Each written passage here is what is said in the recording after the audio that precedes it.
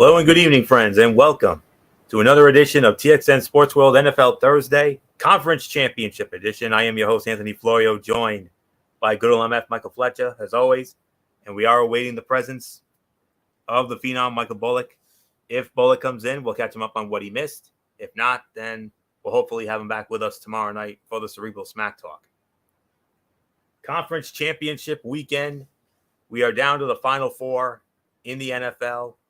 And before we get into our two big previews here, let's get into the divisional playoffs, which unfortunately not as exciting and epic as they were a year ago. A year ago, we witnessed the greatest divisional playoff weekend of all time, all four games down to the wire, including the divisional round that we're still talking about to this day, the Buffalo Bills and the Kansas City Chiefs at Arrowhead. But this time around, not so much.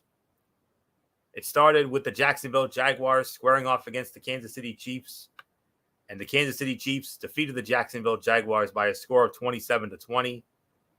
The big story in this one was Patrick Mahomes suffering an ankle injury in the game. Chad Henne had to come in, and Chad Henne did the job he was supposed to do, just like he did in the divisional round a couple of years ago against the Cleveland Browns, as we all remember. Final numbers, Patrick Mahomes went 22 of 30 for 195 yards, 2 touchdowns. He had no interceptions. Chad Henne, 5 of 7, 23 yards and a touchdown. Breakout performance for Isaiah Pacheco, 95 yards rushing to lead the team in that department. Travis Kelce, another vintage Travis Kelce game, 14 catches, 98 yards, 2 touchdowns. And Marquez Valdez-Scantling had a receiving touchdown as well. Defense recorded 2 sacks of Trevor Lawrence, Derek Hanadi, and Frank Clark. And Jalen Watson had the interception to give the Kansas City Chiefs the win and a 5th consecutive AFC Championship appearance. And that kicked off the Saturday portion. The other half of the Saturday doubleheader, it featured the New York Giants squaring off against the Philadelphia Eagles, and this one was not even close. It was all Philadelphia all the time. Fly, Eagles, fly.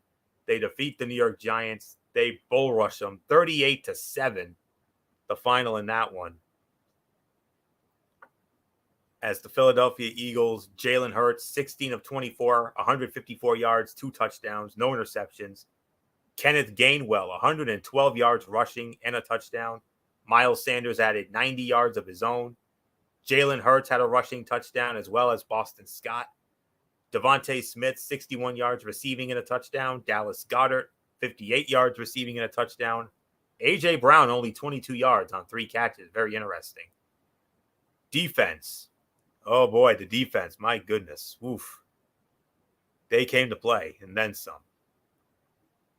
5 sacks.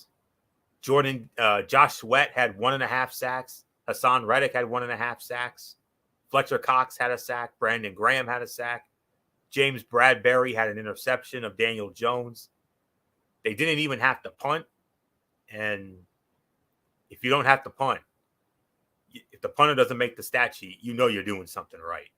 So fly, Eagles, fly. Philadelphia on to the NFC Championship game for the first time since their Super Bowl year of 2017 into 18.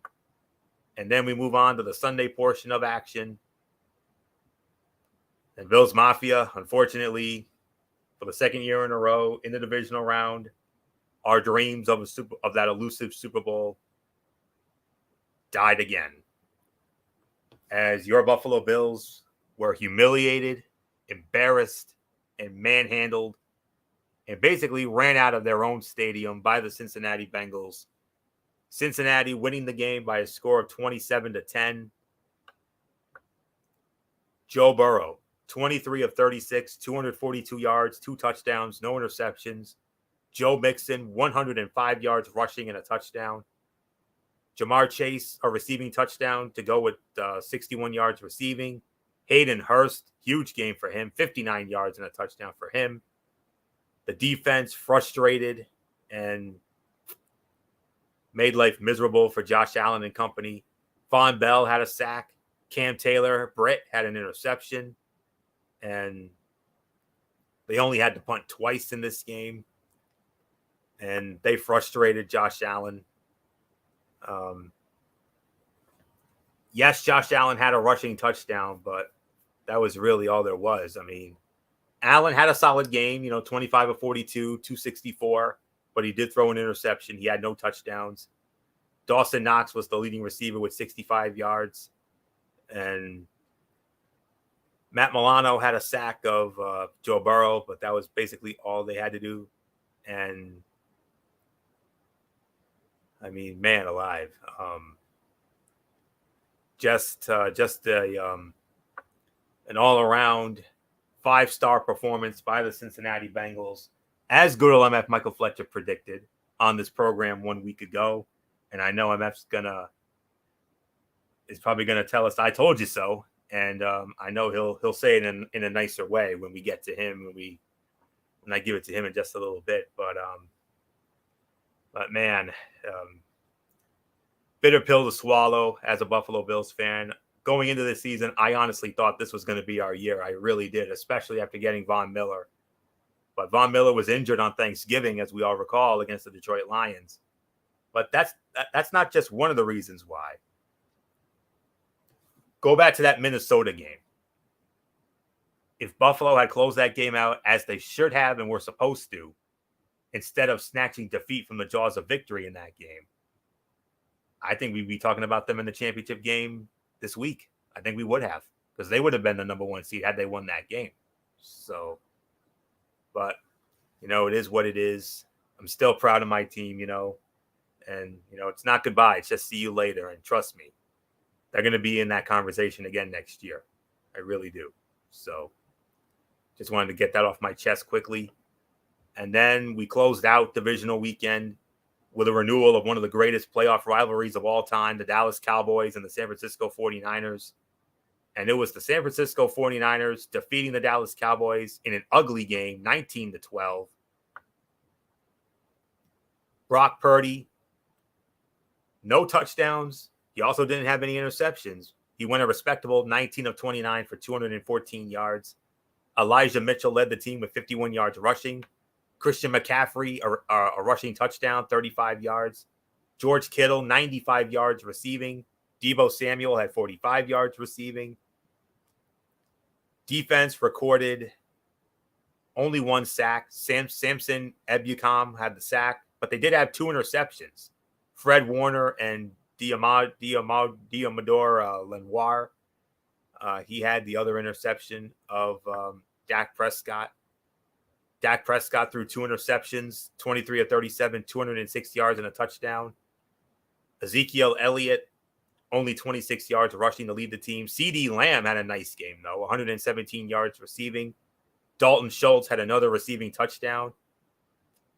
Defense did record a couple of sacks.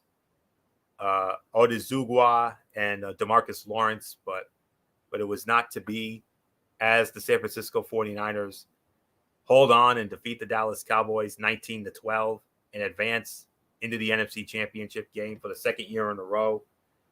And they got to go on the road. They got to go to Philadelphia, and we'll get into that in a little bit. But unfortunately, like I said, 1 year ago, we witnessed the greatest divisional playoff weekend we ever saw.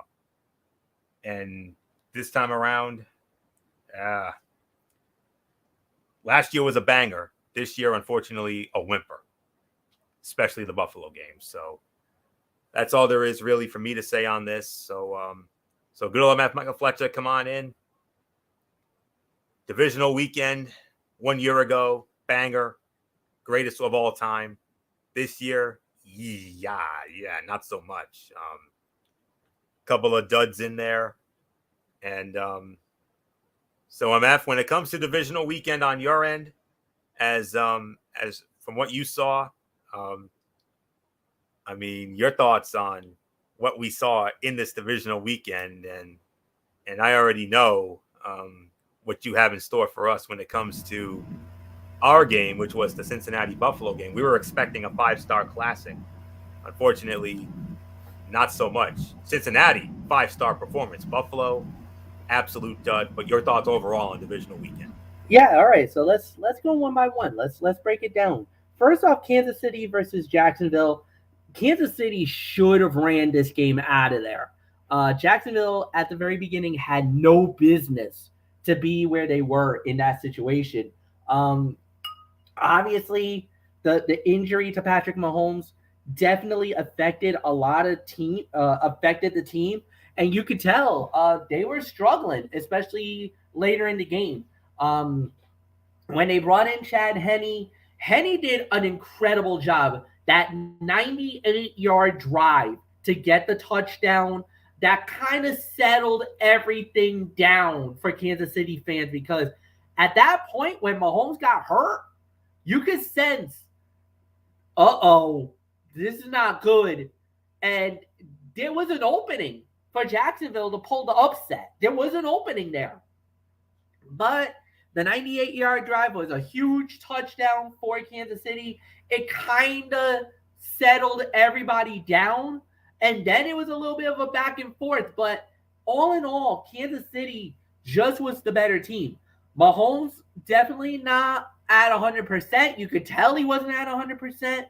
Um, that definitely had a little bit of a factor. But for what Kansas City did and for them to get the job done the way they did was very impressive. Most impressive performance of the week goes to the Philadelphia Eagles. Them absolutely crushing the New York Giants. That was a master class and really opened my eyes because, as many of you guys know, I was a little skeptical about Philadelphia. They really silenced me more than anything else. And so that factor in that game really took a great performance by Philly. New York just didn't have the horses. They're going to have a great season next year, and I do believe they will be a team to look around. But there was a lot of things that went wrong. Of course, as Saquon Barkley got neutralized, Daniel Jones reverted to the bad Daniel during the season. Defensively, they just didn't have any answers for Jalen Hurts or for any of the guys that they had. Philly just looked like the team from earlier in the year that everybody was saying this is a Super Bowl squad. They once again reestablished themselves as the favorites to get into the Super Bowl. Now, will they get there? We'll find you'll find that out a little bit later on tonight. Then Buffalo and Cincinnati. Look, I said it once and I'll say it again. Cincinnati is on a mission right now. The thing was, they felt disrespected by the NFL and they were going to take it out on everybody. So I knew what Cincinnati was going to do. And as a matter of fact, Anthony, I talked about it during the telecast, during the broadcast, what they were about to do to Buffalo, how they were going to play, what they needed to do, and they practically played the way that I thought they were going to be. They jumped on Buffalo early. They got to them early with great run, which was a big surprise for me. I thought they were going to throw it downfield. They were going to sling it, that they were going to do. No, they went different. They ran it on Buffalo, and Buffalo had no answers. The one thing that we were saying about the Buffalo Bills, great on pass defense, but was a major liability when it came to the run attack.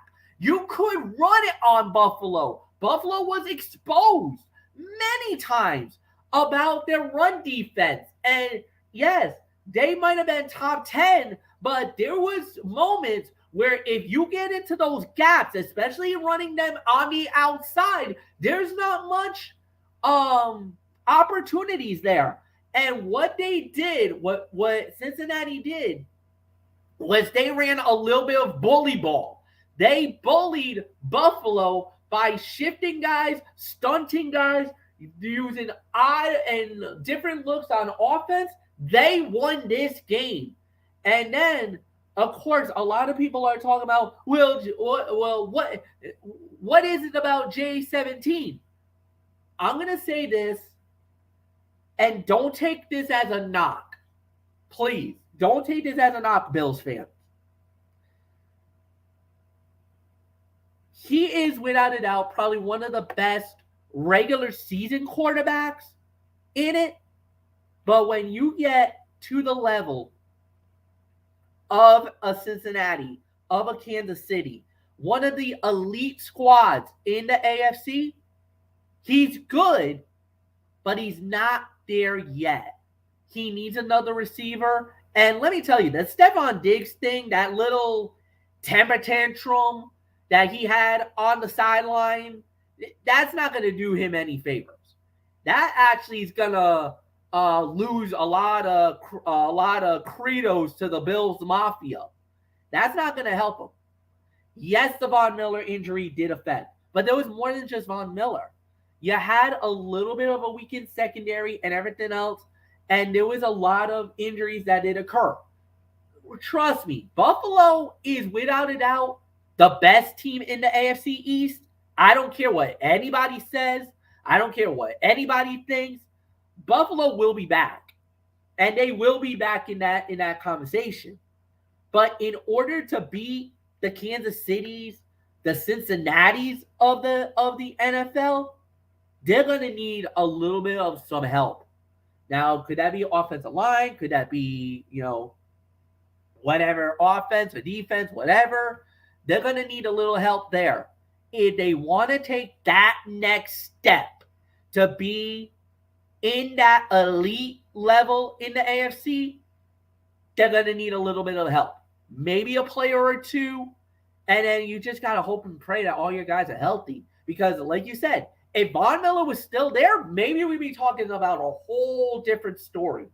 But Cincinnati, all year long, has been undermined because everybody's thinking, oh, they got the Super Bowl hangover, this and that, blah, blah, blah, blah, blah. Their defense is not as great, this and that. And all of a sudden, they were one of the sneakiest teams flying under the radar. And I knew it too. I'm like, guys, Cincinnati's creeping, and I think there might be a problem here. While everybody was all slurping Buffalo and Kansas City, I was seeing Cincinnati coming up from rising up, and they were getting hot at the right time. Then the Damar Hamlin situation happened. Very unfortunate, and I get that. Then for what happened to Cincinnati and the way the league handled them more than any other team, because they were kind of more, I even think the NFL was thinking more that, oh, we're going to get Buffalo and Kansas City as the AFC Championship game, and they kind of dismissed Cincinnati. And that's why the Bengals got pissed. And that's the moment, and I told you, Anthony, that was the moment that everything changed. Because I'll openly admit it, going into that game, if everything would have stayed neutral, status quo neutral, I probably would have said Buffalo. But because of what the league did to the Bengals as far as the playoff picture looked, that's the moment I knew at that point, watch. Cincinnati's going to take their anger out on everybody. The league is not safe now. Sure enough, that's what happened there. Now, as far as the final game goes, the 49ers versus the Dallas Cowboys, I will say this. Credit to the 49ers for making, for winning the game. But to be really honest, Dallas shot themselves in the foot. And they could have won this game. But horrific clock management by Mike McCarthy, especially at the end, cost the Cowboys this game. Now, I get it. A lot of Cowboys fans were flipping out about Dak Prescott and everything else. Here's the problem. How are you going to move that contract? You can't. He's locked in for 2 more years or 3 more years, and there's $100 million left on that table. You're not going to get rid of him. Now, I hear the whispers and the yelling about firing Mike McCarthy. Who are you going to replace him with? Honestly. I think, now, I get it. McCarthy is probably not your first choice. Probably not the guy you want. Unless you can get Sean Payton to come to Dallas, then I would understand it. But I don't think that he's going to do it. I don't think he's going to go. So, there's that. Then I hear about Kellen Moore should be fired. All right. Granted, I'll give you that.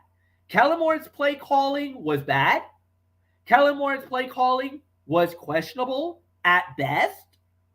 But the other thing was, the defense didn't show up, and they fired the defensive coordinator. They got rid of their defensive coaching staff. I'm all for that. I'm fine with that. I'm good with that. And you want to know why I say that they deserve to be fired? Look at the game against the Jacksonville Jaguars.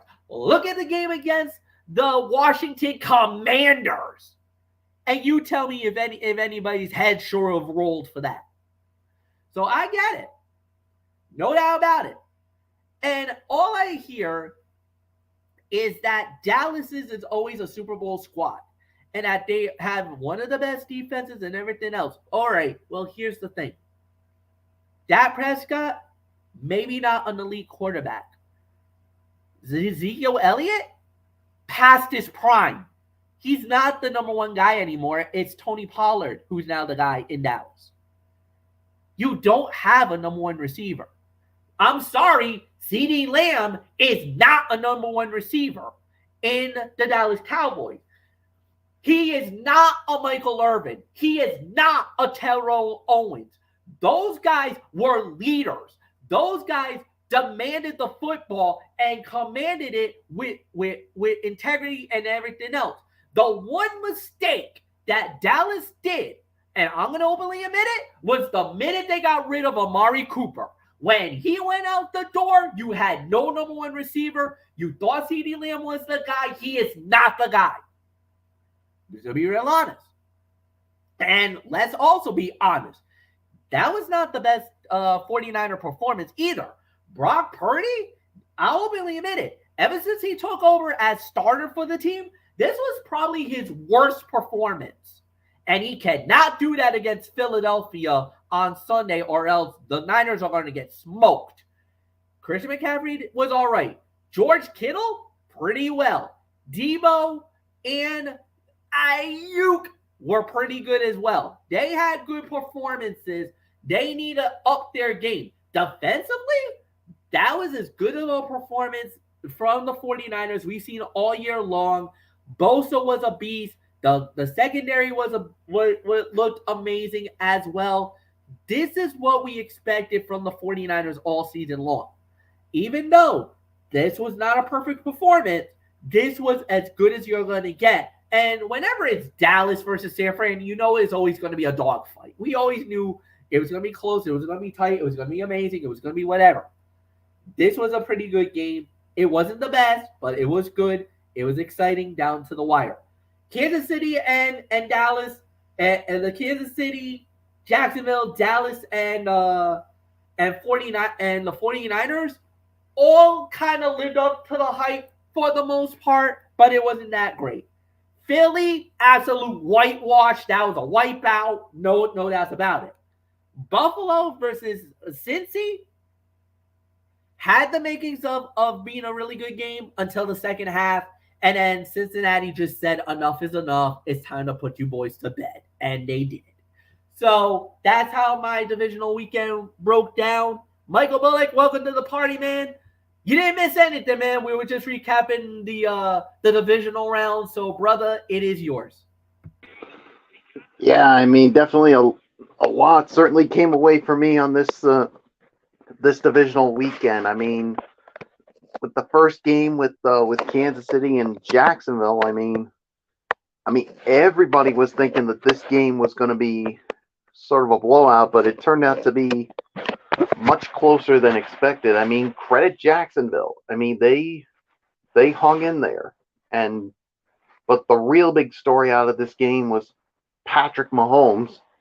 I mean, he came out of the game for a little bit with that what was later diagnosed as a high ankle sprain, and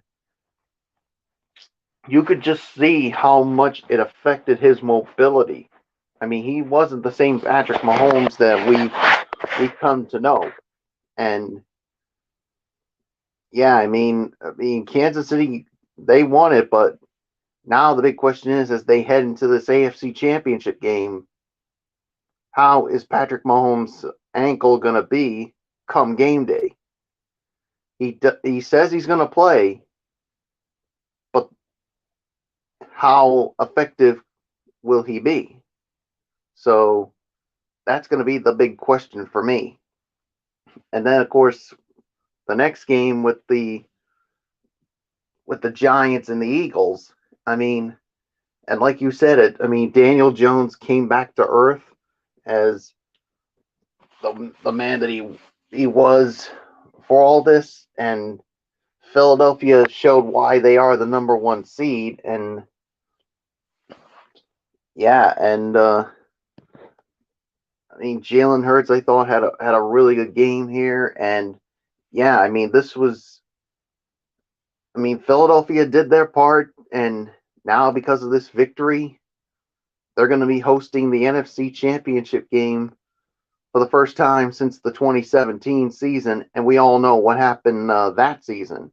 So, not much to say there, but definitely kudos to the New York Giants. I mean, they went from a team that struggled, of course, under first year coach Brian Dable. They got to the divisional round, and it was their first playoff victory since Super Bowl 46. So who knows? Maybe we can expect better things for them, but we'll see what the offseason brings for them. And then, of course, you get to the Cincinnati Bengals and the Buffalo Bills. I mean, you thought Cincinnati was going to be slinging it. I mean, especially with Joe Burrow. I mean, yes, Joe Burrow he did sling it some, but it was also about the running game with Joe Mixon. I mean, he really had a really good game in the conditions that they played in, and the defense definitely made it very tough on Josh Allen and the rest of that Bills offense. So, and Cincinnati proved why they are the defending AFC champs, and now they get another shot at the Kansas City Chiefs on Sunday evening. So that is definitely going to be something to see here. And then Dallas and San Francisco, and yeah, like you said, Dallas definitely shot themselves in the foot. I mean, they had chances to win this game, but some critical errors in the game, especially clock management with Mike McCarthy, and yeah, and then of course San Fran didn't have a good. I mean, they didn't play that well either, but they played well enough to, of course, to win this game, and somehow Brock Purdy wins again. So yeah, and I mean, look, and when it comes to Dak Prescott, I mean, look, I mean, I still think he's a good quarterback, but the thing is, he really needs some true offensive weapons. If you could do that I mean, yes, you got CeeDee Lamb, but if you could get some other guys there and you get a much better offensive coordinator who can actually make some good offensive play calls, I think Dak Prescott can really, really be that damn good. So, Yeah, so those are my thoughts from divisional weekend. And so now, Florio, let's get into Championship Sunday and to find out who's going to Super Bowl 57. We start with the NFC Championship game that will kick off at 3:00 on Sunday afternoon on Fox, as it will be the number 1 seed, the Philadelphia Eagles, hosting the number 2 seed in the NFC, the San Francisco 49ers, Lincoln Financial Field in Philadelphia. 3:00 kickoff on Fox. Kevin Burkhardt, Greg Olson, Aaron Andrews, Tom Rinaldi, they'll all be there. Philadelphia opening up as a 2.5-point favorite. Only the second postseason meeting between these two teams. The other one came in January of '97. A wild card round game in San Francisco, and the 49ers won that game by a score of 14-0. So ugly wild card game there. So that's all there is to say on that. So let's dive on in, gentlemen. Here we go. A trip to Super Bowl 57 is on the line when the Eagles host the 49ers in a matchup between the NFC's top 2 seeds on Sunday afternoon at Lincoln Financial Field. Philadelphia is in search of its first Super Bowl appearance since winning Super Bowl 52 in February of 2018, while San Francisco is itching to get back to the big game for the first time since suffering a heartbreaking loss to Kansas City in Super Bowl 54. The Eagles got back to their dominant ways in the divisional round, breezing to a 38-7 win over the New York Giants. Philadelphia dominated on both sides of the ball, holding the Giants to 227 total yards of offense on 4.4 yards of play, while racking up 416 total yards on offense on 6 yards of play. The Eagles scored a touchdown on 4 of their first 5 offensive possessions, seizing control from the get-go, continuing that type of efficiency against the 49ers defense that leads the league in EPA/play at minus 0.112 won't be easy, as San Francisco will be the Eagles' toughest test of the season. San Francisco reached the NFC Championship game for a second consecutive season after narrowly defeating the Dallas Cowboys 19-12. In the win, the 49ers defense did what it does best, making life tough on quarterbacks. Dak Prescott was held to just 206 passing yards and tossed 2 key interceptions that changed the trajectory of the game. As has been the case to his first 7 career starts, Brock Purdy played mistake-free football and thrived on third down. Purdy also led the 49ers on a go-ahead 91-yard touchdown drive at the start of the fourth quarter that was the difference in the game. Which NFC juggernaut will persevere over 60 minutes and keep their Super Bowl hopes alive? Let's find out. The 49ers lead the all-time series over the Eagles 20-14 and won. San Francisco claimed the most recent meeting between the two back in week 2 of last season, securing a 17-11 road win at Lincoln Financial Field in Philadelphia. Despite outgaining the 49ers 328-306, the Eagles turned the ball over on downs in the red zone, negating a potential touchdown drive that would have altered the outcome.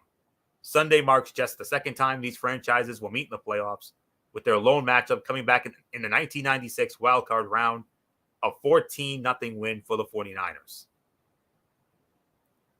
3 things to watch for. Number 1, Jalen Hurts as a passer. While the 49ers defense is one of the most efficient units against both the run and the pass, it is more vulnerable through the air, 43.7% dropback success rate, than on the ground at 33.5% rushing success rate. Hurts needs to stress the 49ers defense with his arm, and he can post a solid success rate as a passer. Hurts had success against the 49ers defense in last season's meeting and was very aggressive as a downfield passer, as 7 of his 23 pass attempts traveled at least 20 yards. Hurts ended the game with a high ADOT of 14.6 yards, 99th percentile among quarterbacks, and the Eagles posted a 52% dropback success rate, 71st percentile. Yes, a lot has changed from then to now, but Hurts' willingness to take deep shots against the 49ers could result in an explosive play or two on Sunday. Number 2, Christian McCaffrey and Elijah Mitchell's effectiveness. Conversely, the 49ers offense should look to stress the Eagles defense on the ground rather than through the air. Philadelphia sports the lowest dropback EPA, minus 0.087, compared to the 23rd lowest run EPA, minus 0.023. While both players are currently listed as day-to-day, expect a heavy dosage of McCaffrey with a calf and Mitchell with a groin on early downs to give Brock Purdy more manageable third down distances. Since week 9, the 49ers offense has compiled the second highest rush EPA, 0.024, trailing only the Eagles and against an exploitable Eagles run defense. McCaffrey and Mitchell could be tough to defend over 4 quarters. And number 3, which defensive line generates more quarterback pressures? As is the case in most projected one-score games, whichever team can give their quarterback more clean pockets has a good chance of winning the game. We'll see which offensive line can better hold up in pass protection, as neither QB will have success if he's constantly under duress. Both defenses blitz at a similar rate, and Philadelphia's defense has compiled the second highest pressure rate this season, 25.5%. The 49ers have generated QB pressures on 22.9% of dropbacks, 11th in the NFL. Will the Eagles' pass rush continue to be the better of the two units on Sunday? Stat that matters, 5. Brock Purdy is just the 5th quarterback in NFL history to make it to a conference championship game in his rookie season.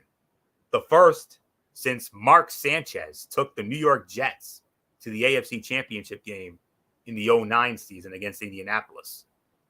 However, collectively, though the other rookie quarterbacks, Sean King, Ben Roethlisberger, Joe Flacco, and Mark Sanchez, have an 0-4 record. It's not going to take many points for either offense to notch a trip to Super Bowl 57 in this battle of the NFC's 2 most complete teams. While Purdy's done exactly what the 49ers have asked him to do, the difference in this one could be an explosive pass play.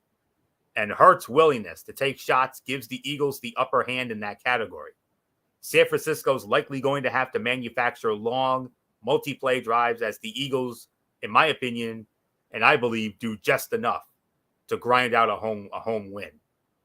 So, like I said, I'll say it like this. This could go either way. It will go either way.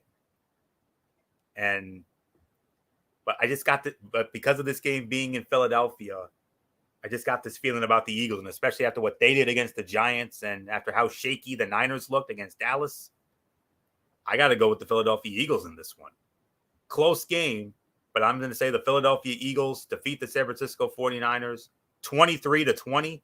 Philadelphia defeats San Francisco, goes back to the Super Bowl for the first time since they won it 5 years ago, and we'll see if they do it again in the desert. So not much more for me to say. Philly wins 23-20, but if San Fran wins, I would absolutely positively not be surprised at all.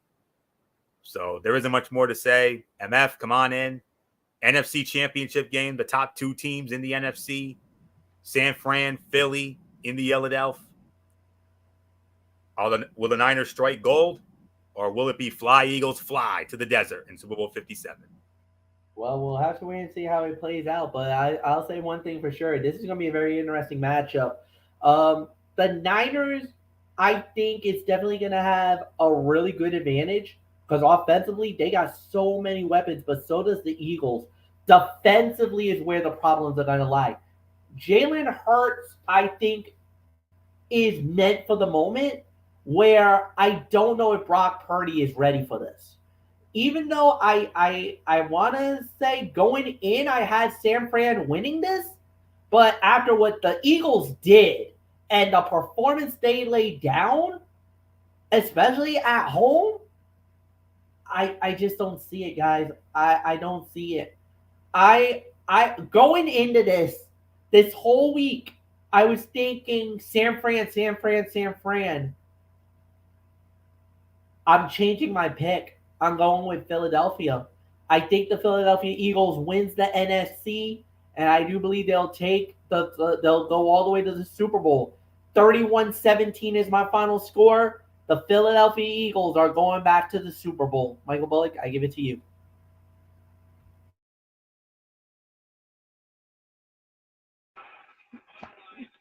Yeah, this is a tough one for me. I mean, without a doubt, this is going to be a really good game here. I mean, Philadelphia definitely looked really good here, and I mean, San Fran. I mean, look. I mean, they've gotten this far, especially with Brock Purdy. Oh, it's a toss up. It could go either way, but there's just something about this San Francisco 49er team that just, I mean, look, they got the defense.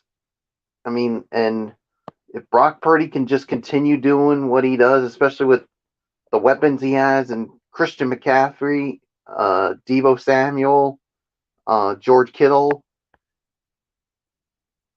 I don't know. I just think they still look like a complete team to me.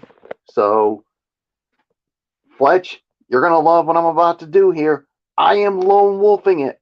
I'm going with the San Francisco 49ers to win this one. It's going to be a close one. I'm going to say 27-24 is my final score.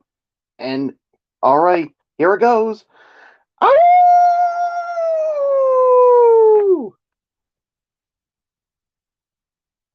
It's yours. How in the world am I going to follow that? I don't know. But I'll certainly give it a try. Oh, and by the way, when it comes to Michael Bullock there, this guy did not win. He did not win our TXN Sports World Pigskin Pick'em on ESPN.com for nothing. I'll tell you that right now. That's why he won, because he made bold predictions. He made those bold picks, and it helped him. He captured it. Yep. And that's why you, Michael Bullock, won our TXN Sports World ESPN Pigskin Pick'em League this year by 3 games over me. So there you go. Those bold picks, that's what did it for him. That's what he's always been known for. Now you can keep your mic on him, because you're going to be leading off our main event, which, of course, it is the AFC Championship game. A 6:30 kickoff on CBS, as it will be the number 1 seed in the AFC, the Kansas City Chiefs, hosting the number 3 seed, the Cincinnati Bengals, a return match from last year's AFC Championship game, Arrowhead Stadium, Kansas City. Hello, friends. Jim Nantz, Tony Romo, Tracy Wolfson, Evan Washburn, and Jay Feely. It's basically a pick'em game. Kansas City's favored, but Kansas City's only favored by 1. It's a 1-point favorite for Kansas City. Second postseason meeting, we all know what the other one was. 1 year ago, AFC Championship game, also in Arrowhead, and the Cincinnati Bengals went into Arrowhead and stole one from the Chiefs, 27-24 in overtime. Evan McPherson, game-winning field goal to send the Bengals to the Super Bowl. And a screaming Anthony Floyo moment to boot with that by saying that Cincinnati has done it. They have won. They're going to the Super Bowl. I remember that call. Holy cow, are you kidding? Yep. And then you did your the upset. Yep. And yeah, we were all stunned. None of us saw that coming, especially after Kansas City jumped out to a 21-3 lead in that championship game last year. And it looked like, oh, here we go. Chiefs are going to dominate. Chiefs going back to the Super Bowl for the 3rd year in a row. Yeah, about that. So there isn't much more to say here. So I think I've covered all the schematics here. So, all right, MF. Other than the Super Bowl, this is our Super Bowl, the AFC Championship game, return match. It's the first time since we saw the Baltimore Ravens and the New England Patriots meet in back-to-back championship games, January of 2012 and 13, and both of those were in the same location, Gillette Stadium in Foxborough. But this time had different outcomes. One year, I think the first time around, New England won it. Yep. But the next year, the Ravens walked away with the Lamar Hunt Trophy and the AFC Championship. Billy Cundiff. That's all you need to know. Yep. So that had an easy chip shot field goal that would have sent the game to overtime. He missed it. We were in shock at that time, but But anyways, MF, Cincinnati, Kansas City, the rematch of last year's championship game at Arrowhead, 5th straight year we're in Arrowhead for this game. And this is what the words main event were meant for, brother, because this is what the words main event were meant for, because as we all know, this is the main event. My brothers, it don't get no bigger than this. And MF, as I always say, as the Phil Sims to my Jim Nance. Now more than ever, do that thing I like. Hello, friends. Yeah, and this is going to be a big one, guys. This is going to be a great game. Look, going into it, the one factor is Patrick Mahomes healthy. How's the ankle holding up? And this has been weird, guys, because at the very beginning, when it was announced that it was going to be Kansas City and Cincinnati, KC was a 2-point favorite going in, 2.5. During the week, the line shifted, went to Cincinnati by 2. Now, Anthony, as you now told us, that line is shifted again back to Kansas City, but only by 1 now. The line Vegas doesn't really know how this is going to go. I'll tell you how this is going to go. Cincinnati wins the title again. They go back into Kansas City, back to the scene of the crime, and once again walk out the AFC champions. Look, I think they provided a blueprint of what they're going to do to Kansas City, just like they did to Buffalo. They're going to run the ball early. They're going to use Mixon. They're going to use that offensive line. They're going to go right after the defense, and they're going to use Jamar Chase. They're going to use Irving. They're going to use the weapons. They're going to try to neutralize that early. They're going to establish it early. Then with Kansas City, it's all about Mahomes. If Mahomes can't be the Patrick Mahomes of old, or if he's half the man that he normally is, that is not going to get Kansas City the title. They're going to lock down on Travis Kelce. Expect double teams and also zone reads. Something that Kansas City would not see very often. I think they're going to see that in this game.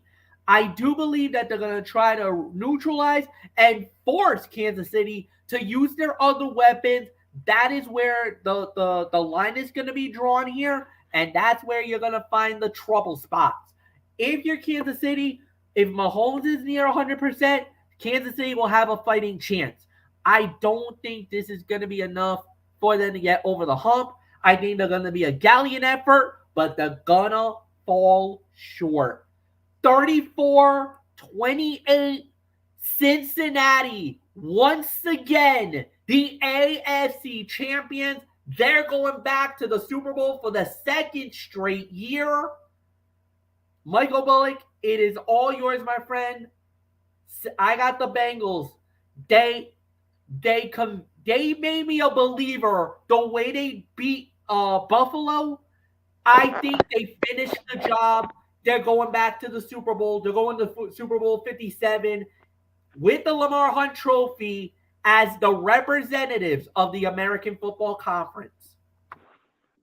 Oh yeah, this is the talk of this game is, of course, how is Patrick Mahomes going to be going into this game? Will he be able to contribute enough to get Kansas City back to the Super Bowl?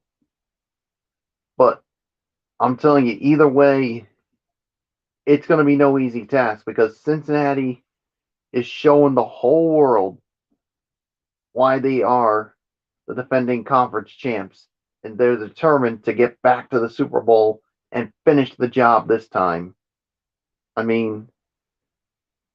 Early in the season was a struggle, but lately they're starting to make believers out of everyone again, including me.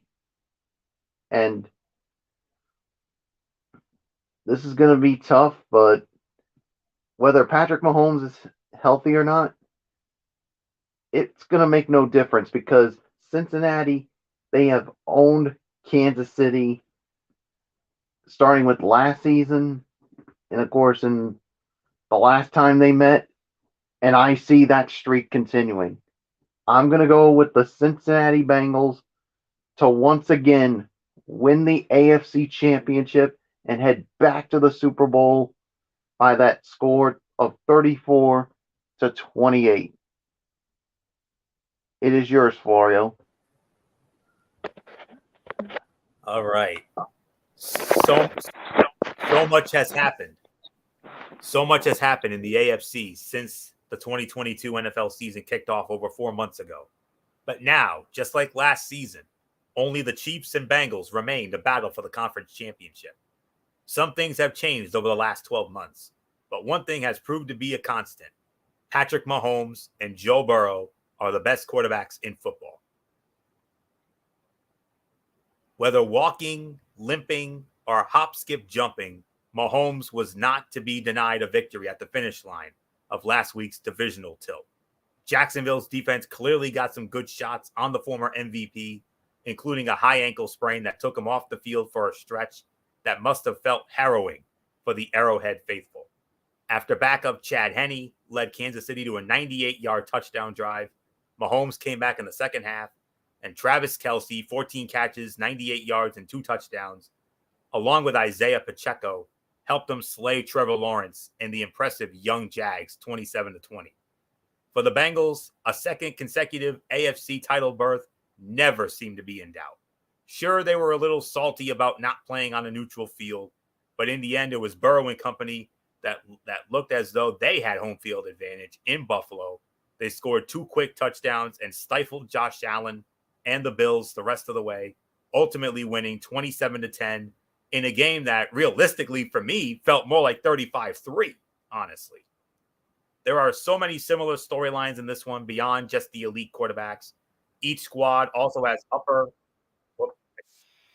video here. Okay. There are so many similar storylines in this one beyond just the elite quarterbacks. Each squad also has upper echelon pass catchers, with Travis Kelce flirting with GOAT tight end status and the tandem of Jamar Chase and T. Higgins already staking a claim as the top wide receiver duo in the NFL. Isaiah Pacheco, who looked raw earlier in the season, has turned out to be just as effective as veteran Bengals back Joe Mixon. Even the pass-catching backs, Jerick McKinnon for KC and Samaje Perine for Cincy, play pivotal roles for these squads. The storyline flying under the radar this weekend is that each squad has a sneaky good defense, and these teams might match up with one another even better than they did at this stage last postseason. It's sure to be an unforgettable matchup, one that everyone with even a sliver of interest in pigskin will be tuning in to see.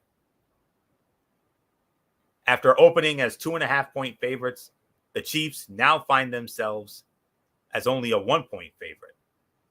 Mahomes' wounded ankle is the primary reason for that, which of course the spread was, like MF said, topsy-turvy following news of the high ankle sprain.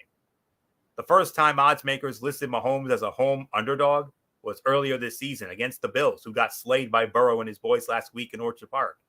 Dating back to 1991, the only time Kansas City ever served as a home playoff underdog was in January of 2011 against Baltimore, who covered that 3-point spread and beat the Chiefs 30-7 in the wild card round that year.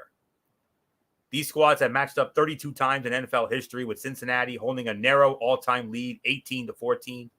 Cincy has gone 7-1 against Kansas City since 2008, and Joe Burrow is 3-0 against the Chiefs in his young career. All 3 of those games have taken place since January 2nd, 2022, including the 2022 AFC Championship game that Cincinnati won 27-24 on an overtime winning field goal by Evan McPherson. The 3 things to watch. Number 1, is Patrick Mahomes healthy? The collective gasp of the Arrowhead crowd last weekend perfectly described the thought running through everyone's heads when Patrick Mahomes went down. Kansas City has no shot at another Lombardi trophy without their star quarterback. After some hopping around, 2 trips to the locker room, x-rays that fortunately ended up negative, and a serious tape job, Mahomes got back out there and helped KC secure the W. An MRI on Monday confirmed that he indeed suffered a high ankle sprain, but Mahomes has assured the masses that he will play on Sunday. How effective will he be, though? Chiefs coach Andy Reid claims Mahomes has worked hard on the treatment and is doing okay. Alas, Patrick Mahomes himself posted on Instagram and social media, "See you Sunday, Chiefs Kingdom." In any event, betting Kansas City with its most valuable player even a little dinged up seems like an exercise in volatility. Number 2, can Kansas City's underrated defense keep slowing down Cincinnati's offense? Andy Reid and Steve Spagnuolo will need tip-top effort from their defensive unit Sunday, so as to not overstrain Mahomes' ankle and overexpose him to Trey Hendrickson, Sam Hubbard, and the underrated Bengals pass rush on the other side of the field. While the past 3 meetings with Cincinnati might suggest otherwise, the Chiefs' D could be up for the formidable challenge of stopping Burrow. Kansas City has not allowed over 21 first downs or 350 total yards in a game since December 4, and it's logged 10 combined takeaways in the 6 games since then. Chris Jones is arguably the best pass rushing defensive tackle in the NFL, 15.5 sacks this season, 4th most, while linebacker Nick Bolton gobbles up tackles, 180, 2nd most. With 3/5 of the Bengals' offensive line banged up and KC's defensive depth chart in much better shape than Buffalo's last week, we should be in for a competitive AFC title game. And number 3, Kelsey and Chase and Higgins. Oh my, which stud playmaker will come through in the clutch?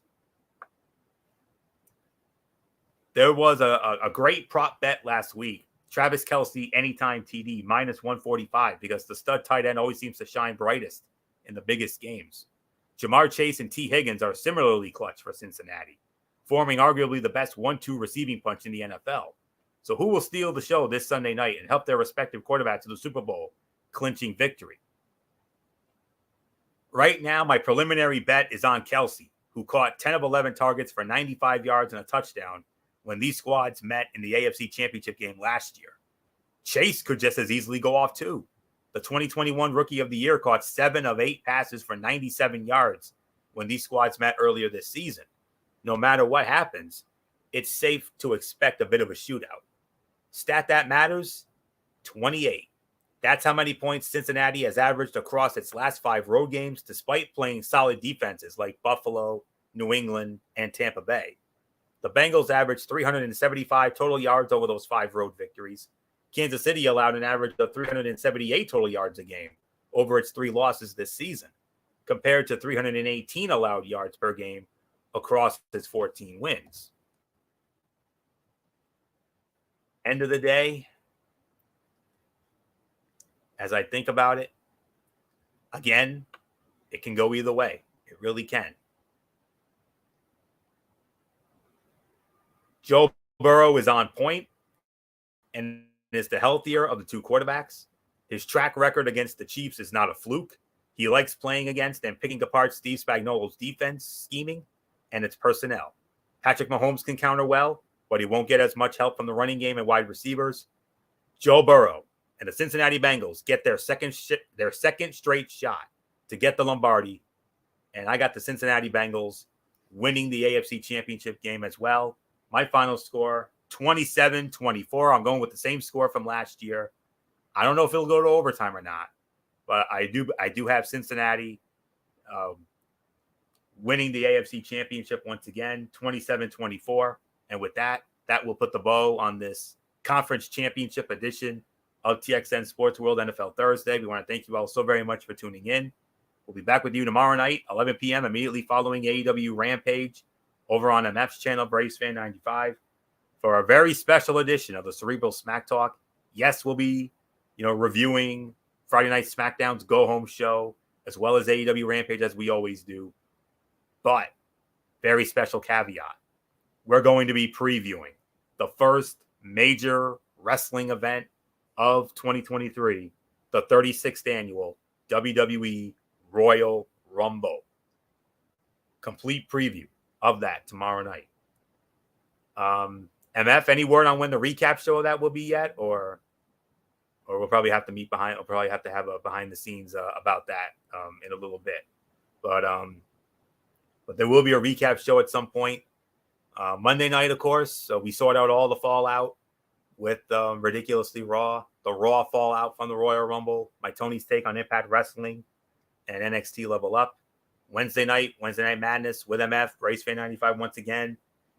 NXT Go Home show for Vengeance Day, and of course the AEW Dynamite, and then we wrap. And then 1 week from tonight, the return of the regulation TXN Sports World show, at least for next week.